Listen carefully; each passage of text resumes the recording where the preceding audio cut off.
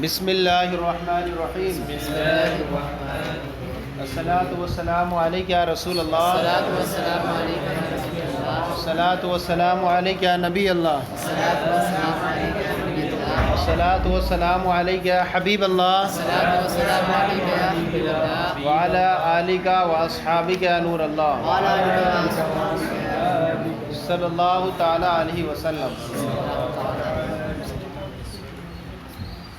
ایک بار مسئلے کو پھر سے آپ دیکھتے ہوئے چلیں کہ ثلاثہ قروء کا تعلق چل رہا تھا کہ امام اعظم جو ہیں قروء سے حیض مراد لیتے ہیں اور امام شافعی قروء سے طہر مراد لیتے ہیں، اور طلاق جو ہے سنت طلاق دینا وہ جو ہے طہر میں ہے،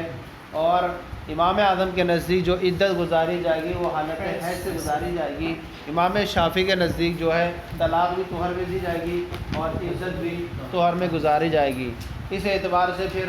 فرمایا گیا کہ اگر طہر سے عدت گزارے گی تو ایسی صورت میں لفظ ثلاثہ کے خاص پر عمل نہیں ہو سکے گا، اور ایسی صورت میں لازم آئے گا بہت سارے مسائل میں اختلاف نظر آئے گا۔ مثلا تیسرے حیض میں جو ہے اگر شوہر نے ایک طلاق دی تھی بیوی کو یا دو طلاق دی تھی تو تیسرے حیض میں اسے حق رہے گا کہ اپنی بیوی سے رجوع کرنے کا، اور لیکن امام شافعی کے نزدیک چونکہ تیسرے طہر میں وہ نکاح سے نکل چکی ہے اس لیے اسے رجعت کا حق نہیں رہے گا۔ اسی طرح غیر سے نکاح کا صحیح ہونا اور غیر سے نکاح کا باطل ہونا، امام اعظم کے نزدیک غیر سے نکاح اس کا صحیح نہیں ہوگا تیسرے حیض میں، اور امام شافعی کے نزدیک تیسرے حیض میں وہ دوسرے سے نکاح کر سکتی ہے کیونکہ وہ نکاح سے نکل چکی ہے، اور امام اعظم کے نزدیک تیسرے حیض میں بھی اس کی عورت ہے اس لیے وہ غیر سے نکاح نہیں کر سکتی۔ روکنے کا حق اور چھوڑنے کا حق، امام اعظم کے نزدیک جب تک وہ تیسرے حیض میں ہے تو وہاں وہ شوہر کے گھر رکی رہے گی اور وہیں عدت گزارے گی، لیکن امام شافعی کے نزدیک تیسرا حیض آنے کے پر وہ چونکہ نکاح سے نکل چکی ہے اس لیے اب وہ دوسرے سے نکاح کر سکتی ہے اور وہ گھر چھوڑ کر کے جا سکتی ہے۔ اسی طرح سکنا اور نفقہ کا حق، اسی طرح نار و نفقہ اور سکنا کون دے گا؟ تیسرے حیض میں بھی وہ شوہر کے اوپر رہے گا کہ وہ اس کو نار و نفقہ دے اور رہنے کے لیے مکان دے، لیکن امام شافعی کے نزدیک اب شوہر کی کوئی ذمہ داری نہیں ہوگی کیونکہ وہ شوہر نہیں رہا، اس کا تیسرے طہر میں وہ نکل چکی ہے، تیسرا طہر جیسے ہی ختم ہوا اب حیض میں آنے سے وہ اس کی بیوی۔ اسی طرح خلا اور طلاق کا، یعنی شوہر نے اگر اسے ایک طلاق دی تھی یا دو طلاقیں دی تھی، اب اگر شوہر جو ہے اس سے تیسرے حیض میں خلا کرنا چاہے کہ بھائی میں تجھ سے خلا کرنا چاہتا ہوں، یعنی تو مجھے اتنا پیسہ دے دے کہ میں خلا کروں تجھ سے، تو وہ عورت سے خلا کر سکتا ہے تیسرے حیض میں، لیکن امام شافعی کے نزدیک تیسرے طہر جیسے ہی ختم ہوا وہ نکاح سے نکل چکی ہے، اب اس سے وہ خلا بھی نہیں کر سکتا۔ مزید اس نے دو طلاقیں دی تھی، تیسری اور طلاق دینا چاہتا ہے تو تیسرے حیض میں امام اعظم کے نزدیک وہ تیسری طلاق بھی دے سکتا ہے، لیکن امام شافعی کے نزدیک تیسرے طہر میں نکل چکی ہے نکاح سے اس لیے اب وہ طلاق بھی واقع نہیں کر سکتا۔ اسی طرح اس کی بہن سے شادی کرنا یہ تیسرے حیض میں امام اعظم کے نزدیک جائز نہیں ہوگا، کیونکہ ایسی صورت میں کیونکہ وہ عورت ہے اس کی، اور جب عورت ہے تب اس کی بہن سے جب نکاح کرے گا تو لازم آئے گا تجمع بین الاختین، دو بہنوں کو نکاح میں جمع کرنا یہ حرام ہے، لیکن امام شافعی کے نزدیک یہ پہلے نکاح سے نکل چکی ہے، اب اگر اس کی بہن سے نکاح کرے گا تو دو بہنوں کو جمع کرنا لازم نہیں آئے گا۔ اسی طرح چار عورتوں سے اس کے علاوہ سے شادی کرنا، تو شادی کرنا اس کے علاوہ سے تو چار عورتوں سے شادی کرنا امام اعظم کے نزدیک تیسرے حیض میں جائز نہیں ہوگا، کیونکہ تیسرے حیض میں یہ ابھی اس کی عورت ہے، اب اگر اس سے نکاح کرے گا چار عورتوں سے تو لازم آئے گا پانچ عورتیں نکاح میں ہو جائیں، اور پانچ عورتوں کا نکاح میں جمع کرنا جائز۔ امام شافعی کے نزدیک یہ تو نکل ہی چکی ہے تیسرے حیض میں، اب اگر چار سے نکاح کرے گا تو چار ہوں گی اور چار سے نکاح کرنا جائز۔ اسی طرح میراث کے احکام اس کی کثرت تعداد کے اعتبار سے، یعنی نکاح اب تیسرے حیض میں باقی ہے تو ایسی صورت میں اب اگر شوہر کیا ہے تیسرے حیض میں ہے اور شوہر کا انتقال ہونے والا ہے تو وہ اگر وصیت کرنا چاہے تو اسے وصیت نہیں کر سکتا کیونکہ یہ اس کی بیوی ہے اور وارث کے لیے وصیت نہیں ہوتی ہے۔ ہاں امام شافعی کے نزدیک اجنبیہ بن چکی ہے اور اجنبی کے لیے وصیت کر سکتے ہیں، اس لیے اسے وصیت کر سکتا ہے۔ اسی طرح اب یہ عورت عدت گزار رہی تھی، حالت حیض کی، شوہر کا انتقال ہو گیا تو اب امام اعظم کے نزدیک عدت وفات گزارے گی کیونکہ اس کی عورت تھی، اور عورت پہ جب اس کا شوہر کا انتقال ہو جائے تو عدت وفات ہوتی ہے، لیکن امام شافعی کے نزدیک یہ نکل چکی تھی نکاح سے اس لیے اس پر کوئی عدت اس پہ۔ اس کے بعد فرمایا گیا قد علمنا ما فرضنا علی فی ازواجہم، ہم نے ہمیں معلوم ہے جو ہم نے ان پر فرض کیا ہے ان کے مہروں کے بارے میں، ان کی بیویوں کے حق میں، تو یہاں پر لفظ فرض یہ خاص ہے، شرعی طور پر مقدر کرنے کے بارے میں امام اعظم فرماتے ہیں کہ یہ لفظ فرض خاص ہے جو ہمیں معلوم ہے، اور وہ معلوم ہے اجمالی طور پر جو ہے قرآن پاک کے اندر ہے یہ، لیکن اس کا ہم جو تشریح ڈھونڈتے ہیں وہ حدیث پاک سے ملتی ہے کہ نبی اکرم صلی اللہ علیہ وسلم نے فرمایا لا مہر اقل من 10 دراہم، کہ 10 درہم سے مہر کم نہیں ہو سکتا۔ اگر کسی نے بغیر مہر کے نکاح کیا یا یہ کہا کہ مہر نہیں ہوگی تب بھی اس کے لیے 10 درہم ہی مہر ہوگا، اس سے زیادہ کی کوئی حد نہیں ہے۔ امام شافعی جو ہے نکاح کو جو ہے باب بے پر قیاس کرتے ہیں کہ بے کے اندر ایجاب و قبول ہوتا ہے اور عاقدین ہوتے ہیں، وہ جس طرح چاہیں اپنے ایجاب و قبول کر سکتے ہیں، جتنے پر رضامندی ہو جائیں، ایسے ہی یہاں پر بھی زوجین جو ہیں وہ ایجاب و قبول کریں اور جس طرح چاہیں مہر مقرر کر سکتے ہیں، اور جس طرح سے چاہیں وہ مہر مقرر کر سکتے ہیں۔ مزید یہ کہ امام اعظم فرماتے ہیں کہ دیکھیں مہر کا جو تعلق ہے وہ آپ اسے بے پر قیاس نہ کریں کہ بے کے اندر ایجاب و قبول ہوتا ہے، کسی سے بھی بے ہو سکتی ہے لیکن نکاح ہر کسی سے نہیں ہو سکتا، نکاح کے لیے گواہوں کی ضرورت ہوتی ہے، نکاح کے اندر فضیلتیں ہوتی ہیں اور بے کے اندر کوئی فضیلت وغیرہ نہیں ہے۔ مزید یہ اگر ہم قیاس دیکھیں اس کے اندر تو قیاس بھی بتاتا ہے کہ جو ہے کہ اس کے اندر 10 درہم سے مہر کم نہیں ہونا چاہیے، کیونکہ اگر کوئی شخص کسی کی 10 درہم کی چوری کر لے تو اس کا ہاتھ کاٹا جائے گا، اگر 10 درہم سے کم چوری کرتا ہے تو اس کا ہاتھ نہیں کاٹا جائے گا۔ تو شریعت نے ایک عضو کی جو قیمت لگائی ہے وہ کتنی لگائی ہے؟ 10 درہم لگائی ہے۔ عورت کا جو مل کے مزہ حاصل ہو رہا ہے انسان کو کائے کے ذریعے سے، نکاح کے ذریعے جو لذت حاصل ہونے کے لیے جو مل کے مزہ حاصل ہو رہا ہے اس کی کم سے کم قیمت بھی کتنی ہوگی؟ 10 درہم ہوگی، صحیح ہے نہیں؟ تو اب یہاں پر دیکھیں کہ پھر امام شافعی نے اس کو جو کس پر قیاس کیا تھا کہ بے پر، اور اس پر مسائل میں تفریق فرمائی تھی کہ عبادت کے لیے گوشہ نشینی، نفلی عبادت کے لیے گوشہ نشینی یہ جو ہے نکاح میں مشغول ہونے سے افضل ہے، اور انہوں نے اس کے مباح باطل ہونے کو مباح قرار دیا ہے طلاق کے ذریعے سے، کیونکہ جس طرح بے کو کر سکتے ہیں فسخ، ایسے ہی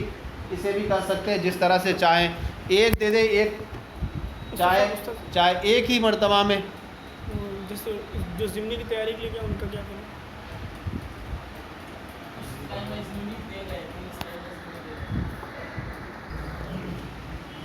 تو جب وہ بے کی طرح ہو گیا تو جیسے چاہے شوہر 3 طلاق ایک ساتھ دے دے یا الگ الگ کر کے دے، یا ایک ہی بار میں جو ہے تجھے 3 طلاق ایک بار میں صفایا بھی وہ کر سکتا ان کے نزدیک۔ لیکن امام اعظم کے نزدیک فرمایا گیا کہ طلاق جو ہے یہ ہے تو امر مشروع، لیکن سب سے ناپسندیدہ چیز ہے شریعت کے اندر کہ شوہر کو کیا کم سے کم سوچنا چاہیے اور ہر طہر میں الگ الگ طلاق دے، یہ سنت ہے، تاکہ اگر جلدی میں کوئی فیصلہ کر چکا ہے اس کے بعد غور و فکر کر لے کہ ہاں اسے چھوڑ دینا بہتر ہے تو دوسرے طہر میں ایک طلاق دے دے، پھر اگر لگے ہاں چھوڑ دینا بہتر ہے پھر تیسرے طہر میں طلاق دے دے، اور ایسے طہر میں طلاق دے جس میں اس نے اس سے وطی نہ کی ہو، کیونکہ وطی کر لے گا تو پھر ہو سکتا ہے کہ حمل ٹھہر جائے اور اس کی عدت بہت بڑھ جائے تو عورت کو پھر مشقت ہو جائے گی، اگر چھوڑنا ہی چاہتا ہے تو پھر اسے وطی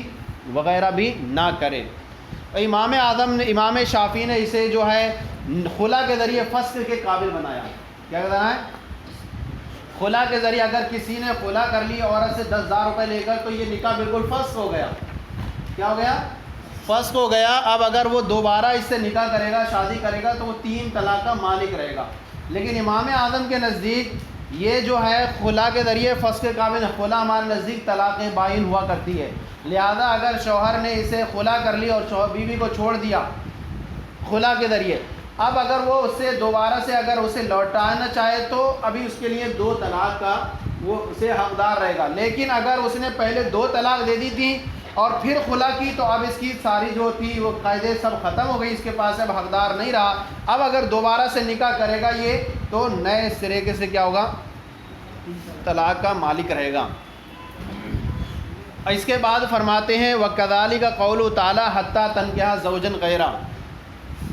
یعنی فَإِن طَلَّقَهَا فَلَا تَحِلُّ لَهُ مِن بَعْدُ حَتَّى تَنكِحَ زَوْجًا غَيْرَهُ، یعنی وہ جنہوں نے اپنی عورتوں کو طلاق دے دی، الطلاق مرتان، طلاق 2 مرتبہ ہے، یعنی فَإِن طَلَّقَهَا یہاں سے تیسری طلاق کا حق ہے، فَإِن طَلَّقَهَا فَلَا تَحِلُّ لَهُ، اگر اسے تیسری طلاق دے دی فَلَا تَحِلُّ لَهُ مِن بَعْدُ حَتَّى تَنكِحَ زَوْجًا غَيْرَهُ، تو اب اس شوہر اول کے لیے وہ بیوی حلال نہیں ہوگی حتیٰ تنکحہ زوجن غیرہ، یہاں تک کہ وہ دوسرے سے نکاح کرے۔ یہاں پر یہ مسئلہ بھی یاد رکھیں کہ امام اعظم کے نزدیک اگر باکرہ ہے یا سیبہ ہے، عاقلہ ہے، بالغہ ہے، وہ اپنا نکاح خود اپنے آپ سے دوسرے سے کر سکتی ہے، ولی کی اجازت وغیرہ پر موقوف نہیں رہے گا۔ امام شافعی کہتے ہیں چاہے وہ باکرہ ہو، چاہے وہ بالغہ ہو، سیبہ ہو، کسی طرح سے بھی ہو، عورتوں کی عبارت سے نکاح منعقد نہیں ہوتا ہے، لہذا ڈائریکٹ عورت وہ نکاح منعقد نہیں کر سکتی۔ اگر اس نے اپنا نکاح کسی سے کر لیا تو وہ ولیوں کی اجازت پر موقوف رہے گا، صحیح ہے نہیں؟ عورتوں کی عبارت سے نکاح منعقد نہیں ہو سکتا ان کے نزدیک۔ لیکن ہم کہتے ہیں اگر عاقلہ ہے، بالغہ ہے، تو وہ اپنا نکاح خود سے کر سکتی ہے، کیونکہ یہاں پر لفظ تنکحہ واحد مؤنث غائب کا صیغہ آیا، جو خاص ضمیر جو دلالت کر رہی ہے صیغہ تنکحہ عورت کی طرف سے پائے جانے کا، یہاں تک کہ وہ نکاح کرے کسی دوسرے سے، صحیح ہے نہیں؟ یہ عورت کی طرف سے نکاح کی ثبوت پر دلالت کر رہا ہے کہ وہ کسی غیر سے نکاح کرے۔ یہ لفظ تنکحہ کس میں خاص ہے؟ کس میں؟ فی وجود النکاح من المرأة، عورت کی جانب سے نکاح پائے جانے کے حق میں، عورت کی جانب سے۔ فلا یترک العمل به بما روی عن النبی صلی اللہ علیہ وسلم، تو اس پر عمل کو ترک نہیں کیا جائے گا اس روایت کے ذریعے جو روایت کی گئی ہے نبی اکرم صلی اللہ علیہ وسلم سے۔ حضرت عائشہ نے روایت کی ایما امرأۃ نکحت نفسها بغیر اذن ولیہا فنکاحها باطل باطل باطل، یعنی وہ عورت جس نے بھی اپنا نکاح بغیر ولی کی اجازت کے کیا، وہ عورت جس نے اپنا نکاح بغیر ولی کی اجازت کے کیا تو اس کا نکاح باطل ہے باطل ہے باطل ہے۔ اور ایک یہ لا نکاح لولی، یعنی نکاح نہیں ہو سکتا مگر ولی کی بغیر، یعنی تو یہ دونوں احادیث دلالت کرتی ہے اس بات پر کہ نکاح بغیر ولی کی اجازت کے نہیں ہو سکتا، اور یہ آیت کریمہ دلالت کرتی ہے کہ اگر عورت بالغہ ہے، عاقلہ ہے، تو وہ اپنا نکاح خود سے کر سکتی ہے۔ دونوں میں ٹکراؤ ہو گیا، حدیث پاک منع کرتی ہے کہ بغیر ولی کی اجازت کے نکاح نہیں ہو سکتا، اور قرآن پاک کی آیت کہتی ہے کہ اگر وہ نکاح کرنا چاہے تو ہو سکتا ہے۔ پیچھے ہم بیان کر چکے ہیں کہ اگر دونوں میں جو ہے ہم مطابقت انجام دے سکے، دونوں پر عمل کر سکے، تب تو حدیث پاک پر عمل کیا جائے گا، اور اگر ٹکراؤ ہو جائے، حدیث پاک پر عمل کرتے ہیں تو قرآن پاک پر عمل نہ ہو سکے، تو ایسی صورت میں حدیث پاک کو چھوڑ دیا جائے گا اور کتاب اللہ پر عمل کیا جائے گا، لہذا اس حدیث پر عمل کرنے کو ترک کر دیا جائے گا۔ اور جہاں پر یہ مراد ہے تو وہاں یہ کہیں گے کہ نکاح کامل کی یا تو نفی، یہاں پر کیا ہے؟ نکاح کامل کی نفی ہے، یا پھر ہم یہ کہیں گے کہ حضرت عائشہ کا جو خود قول جو ہے یہ خود ان کے عمل کے خلاف نظر آتا ہے، عمل کے خلاف نظر آتا ہے کہ انہوں نے اپنی بھتیجی کیا ہے، انہوں نے اپنی بھتیجی جو ہے حفصہ بنت عبد الرحمن، اس کا نکاح خود اپنے آپ سے کر دیا تھا۔ کیا ہے؟ انہوں نے اپنی بھتیجی کا جو نکاح ہے وہ خود اپنے آپ سے کر دیا تھا۔ اگر عورتوں کی جو ہے عبارت سے نکاح منعقد نہیں ہوتا تو انہوں نے کیسے کر دیا؟ تو اس سے پتہ چلا کہ اس حدیث کا جو ہے عمل جو ہے وہ متروک ہو چکا ہے، یہ منسوخ ہو چکی ہے، لہٰذا کوئی عورت اگر اپنا نکاح خود سے کرنا چاہے تو وہ کر سکتی ہے۔ سمجھ میں آ گیا؟ اب یہاں پر ہی دیکھیں مسائل متفرع ہوں گے کیسے۔ امام اعظم کے نزدیک جو ہے بغیر ولی کی اجازت کے عاقلہ بالغہ سیبہ سمجھتے ہیں، نکاح کے بعد یعنی سیبہ یا اس کو کہتے ہیں جس کی ایک بار یعنی کہہ سکتے ہیں جس کا پردے بکارت ظاہر ہو چکا ہو، اب وہ شادی کی وجہ سے ہو چکا ہو یا کسی کھیل کود کی وجہ سے ہو چکا ہو، تو اب اسے کہیں گے باقرہ، وہ بولیں گے جس کا پردے بکارت ظاہر نہ ہوا ہو۔ تو اب وہ عورت جس چاہے وہ باقرہ ہے یا بالغہ ہے، سیبہ ہے، تو وہ اپنا نکاح خود سے کر سکتی۔ نابالغہ کا جو ہے نہیں کر سکتی کہ نابالغہ جو ہے ولی کی اجازت پر موقوف رہے، لیکن امام شافعی کے نزدیک چاہے وہ کیسی بھی ہو، بالغہ ہو، عاقلہ ہو، نابالغہ ہو، اپنا نکاح خود سے نہیں کر سکتی۔ اب ایسی پر مسئلے کی تخریج کریں، ایک عورت ہے جس نے اپنا نکاح جو ہے خود سے کر لیا، اب وہ بتائیے وطی حلال ہوگی شوہر کے لیے یا نہیں ہوگی؟ امام اعظم کے نزدیک وطی حلال ہوگی، امام شافعی کے نزدیک وطی حلال نہیں۔ مہر لازم ہوگا کہ نہیں ہوگا؟ امام اعظم کے نزدیک لازم ہوگا، امام شافعی کے نزدیک لازم۔ نفقہ سگنا لازم ہوگا کہ نہیں ہوگا؟ امام اعظم کے نزدیک لازم ہوگا، امام شافعی کے نزدیک۔ طلاق واقع کرنا لازم ہوگا یا نہیں ہوگا؟ والنکاح بعد الطلاق الثلاث ويتفرع منه الخلاف في حل الوطی، ایسی عورت جس نے نکاح اپنے آپ سے کر لیا ہے اس پر مسائل کی تفریق ہوگی، اختلاف ہوگا وطی کے حلال ہونے میں، ولزوم المہر والنفقتی، مہر اور نفقہ کے لازم ہونے میں، والسکنا اور سکنا کے لازم ہونے میں، ووقوع طلاق اور طلاق کے واقع کرنے میں اختلاف ہوگا۔ امام اعظم کے نزدیک چونکہ وہ کسی کی عورت بن چکی ہے نکاح کر کے، لہٰذا اب شوہر پر جو ہوگا وطی بھی صحیح ہوگی، اس کے لیے نفقہ بھی دینا لازم ہوگا، مہر بھی لازم ہوگا، نان و نفقہ بھی دے گا، اگر وہ طلاق واقع کرنا چاہے تو طلاق دینا بھی صحیح ہوگا۔ لیکن امام شافعی کے نزدیک یہ ساری صورتیں بالکل درست نہیں ہوں گی، کیونکہ نکاح بغیر ولی کی اجازت کے ہو ہی نہیں سکتا، لہذا یہ ساری چیزیں کیا ہوں گی، اس پر شوہر پہ لازم بھی۔ والنکاح بعد طلاق الثلاث علی ما ذهب الیہ القدماء واصحابی، اور 3 طلاق کے بعد نکاح کرنا علی ما ذهب الیہ، جس کی طرف قدماء یعنی متقدمین شوافع گئے، برخلاف اس کے جس کو متاخرین شوافع نے پسند فرمایا ہے۔ کیا مطلب؟ اس کا مطلب یہ ہے کہ اگر وہ عورت 3 طلاقیں دے دی، اب 3 طلاقیں دینے کے بعد کیا بتائیے کہ وہ حلالے کی ضرورت پڑے گی اس عورت کو یا نہیں پڑے گی؟ ایک عورت نے نکاح کر لیا خالد سے، اب خالد سے نکاح کرنے کے بعد اس نے جو ہے وہ طلاقیں دے دی 3، اب وہ چاہتی ہے کہ اس سے دوبارہ سے نکاح کرنا، تو امام اعظم کے نزدیک اگر یہ نکاح کرنا چاہتی ہے اس سے دوبارہ سے، تو اب حلالے کے بغیر نہیں آ سکتی۔ کیوں؟ کیونکہ اس کا نکاح پہلے صحیح ہے،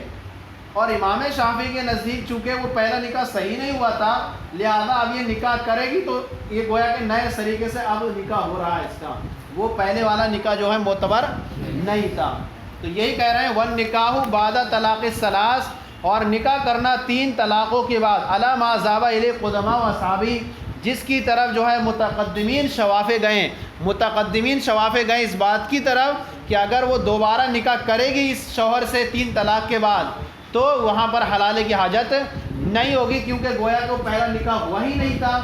اور یہ اثر نو نکاح ہو رہا، برخلاف اس کے جس کو متاخرین شوافع نے پسند فرمایا ہے۔ کیا انہوں نے کہا ہے کہ احتیاطاً ہم کہیں گے کہ اسے حلالے کی حاجت ہے، کیونکہ ہو سکتا ہے کہ پہلا نکاح واقع ہو گیا ہو اور اس کی وجہ سے حرام میں واقع ہو جانا مبتلا ہو، کیونکہ جہاں پر حلت اور حرمت کا اجتماع ہو جائے وہاں حرمت کو ترجیح دی جاتی ہے۔ کیا ہوتی ہے؟ یا ایک طرف ہو رہا ہے کہ حلال ہے اس کے لیے وطی کرنا بغیر حلالے کے، اور ایک طرف یہ کہ ہو سکتا ہے کہ نکاح واقع ہو گیا تھا تو بغیر حلالے کے کیسے آئے گی؟ تو ایسی صورت میں حلت اور حرمت دونوں جمع ہو گئی، جب حلت اور حرمت کا جہاں اجتماع ہو جائے تو وہاں پر حرمت کو ترجیح۔ مسئلہ کلیئر ہوا؟ کیا ہوا؟